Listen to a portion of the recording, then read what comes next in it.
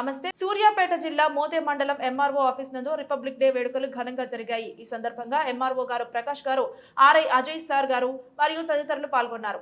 భారతదేశం అంటే ఏంటి, భారతదేశం పౌరులకు ఏమి ఇవ్వాలి అనేది ఒక 4 లైన్లో చెప్పడం జరిగింది. ఒక 4 లైన్లు మీకు కొంత ఎక్స్ప్లెయిన్ చేస్తాను.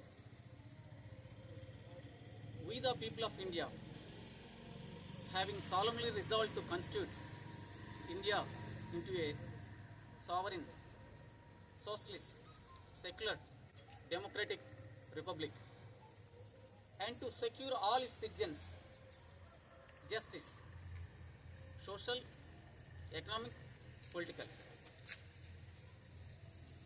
liberty of thought, expression, faith and worship, equality in all aspects, and fraternity, brotherhoodness, and also protecting the integrity of the nation. దీనికి తెలుగులో చెప్పుకోగలిగితే భారతదేశ పౌరులమైన మేమందరం కలిసి జనవరి 26, 1949న మా అంతటా మేము ఒక రాజ్యాంగం రచించుకొని ఈరోజు మేము అడాప్ట్ చేసుకుంటున్నాము. ఈ అడాప్ట్ చేసుకోవటమే కాకుండా సాలమ్లీ రిజాల్వ్డ్ టు కాన్స్టిట్యూట్ అంటాడు. సాలమ్లీ రిజాల్వ్డ్ టు కాన్స్టిట్యూట్ అంటే మేమందరం ఒక ప్రతిజ్ఞ చేసి గట్టిగా పూనుకున్నటువంటిది. సాలమ్లీ రిజాల్వ్ టు అంటే అది అర్థం.